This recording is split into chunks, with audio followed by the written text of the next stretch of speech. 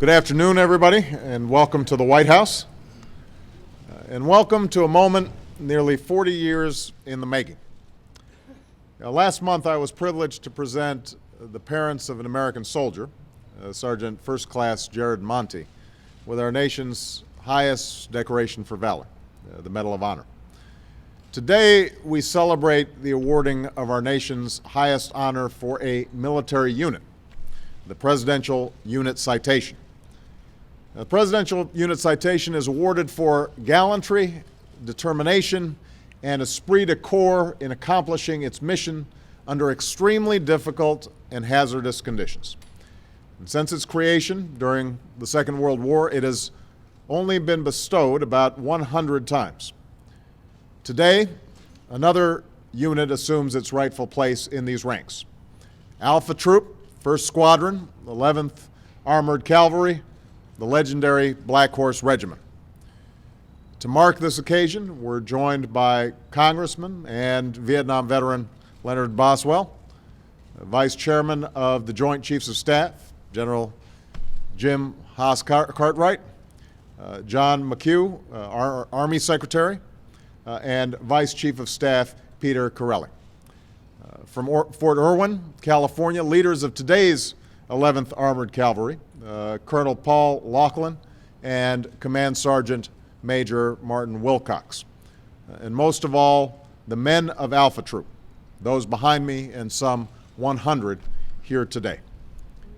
Now, these men might be a little bit older, a little bit grayer, but make no mistake, these soldiers define the meaning of bravery and heroism. It was March 1970, deep in the jungles of Vietnam. And through the static and crackle of their radios, Alpha Troop heard that another unit was in trouble. Charlie Company from the 1st Cavalry Division had stumbled upon a massive underground bunker of North Vietnamese troops. 100 Americans were facing some 400 enemy fighters. Outnumbered and outgunned, Charlie Company was at risk of being overrun. And that's when Alpha Troop's captain gave the order, saddle up and move out. As these men will tell you themselves, this isn't the story of a battle that changed the course of a war. It never had a name like Tet or Hue or Khe Sanh. It never made the papers back home. But like countless battles, known and unknown, it is a proud chapter in the story of the American soldier. It's the story of men who came together from every corner of America, of different colors and creeds, some young, just 18, 19 years old, and just weeks in the jungle, some older, veterans hardened by the ugliness of war, non-commissioned officers who held the unit together, and the officers assigned to lead them. It's the story of how this team of some 200 men set out to save their fellow Americans. With no roads to speak of, they plowed their tanks and armored vehicles through the thick jungle, smashing a path through bamboo and underbrush, mile after mile, risking ambush and landmines every step of the way. And finally, emerging from the jungle to the rescue, what one member of Charlie Company called a miracle. It's a story of resolve. For Alpha Troop could have simply evacuated their comrades and left that enemy bunker for another day, to ambush another American unit. But as their captain said, that's not what the 11th Cavalry does. And so ultimately, this is a story of what soldiers do, not only for their country, but for each other.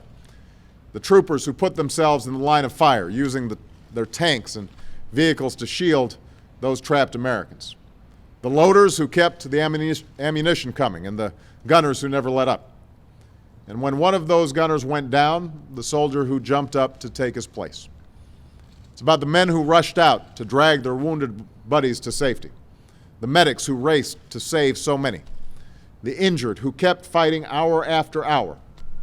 And finally, with dark falling as the convoy made the daring escape back through the jungle, these soldiers remained vigilant, protecting the wounded who lay at their feet. Now, the fog of war makes a full accounting impossible, but this much we know. Among the many casualties that day, some 20 members of Alpha Troop were wounded, and at least 2 made the ultimate sacrifice. Their names now among the many etched in that black granite wall not far from here. But because of that service, that sacrifice, Alpha Troop completed its mission. It rescued Charlie Company. It saved those 100 American soldiers, some of who join us today. And those soldiers went on to have families, children and grandchildren, who also owe their lives to Alpha Troop. Now, some may wonder, after all these years, why honor this heroism now? And the answer is simple. Because we must. Because we have a sacred obligation. As a nation, we have an obligation to this troop.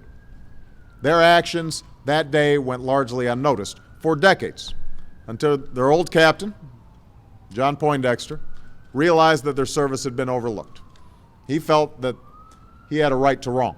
And so he spent years tracking down his troopers and gathering their stories, filing reports, fighting for the Silver Stars and Bronze Stars they deserved, and bringing us to this day. Thank you, John. We have an obligation to all who served in the jungles of Vietnam. Our Vietnam vets answered their country's call and served with honor. But one of the saddest episodes in American history was the fact that these vets were often shunned and neglected, even demonized when they came home. That was a national disgrace. And on days such as this, we resolve to never let it happen again. Many of our Vietnam vets put away their medals, rarely spoke of their service, and moved on. They started families and careers. Some rose through the ranks, like the decorated Vietnam veteran that I rely on every day, my National Security Advisor, Jim Jones. Indeed, I'm told that today is the first time in 39 years that many from Alpha Troop have pulled out their medals and joined their old troop. Some of you still carry the shrapnel and the scars of that day. All of you carry the memories. And so I say it's never too late. We can never say it enough. To you and all those who served in Vietnam, we thank you. We honor your service. And America is forever grateful.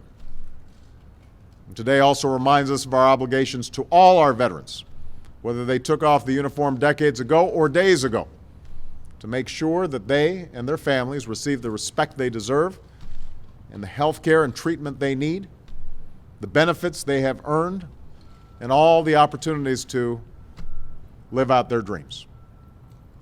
And finally, if that day in the jungle, if that war long ago teaches us anything, then surely it is this.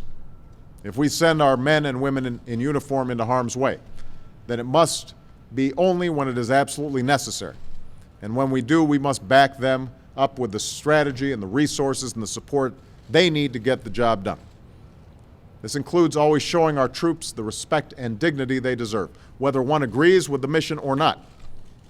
For if this troop and our men and women in uniform can come together from so many different backgrounds and beliefs to serve together and to succeed together, then so can we. So can America. I cannot imagine a more fitting tribute to these men who fought in what came to be called the anonymous battle. Troopers, you are not anonymous anymore. And with America's overdue recognition also comes responsibility. Our responsibility as citizens and as a nation to always remain worthy of your service. God bless Alpha Troop and the 11th Armored Cavalry. God bless all those who wear this nation's uniform, and God bless the United States of America. Thank you very much, everybody.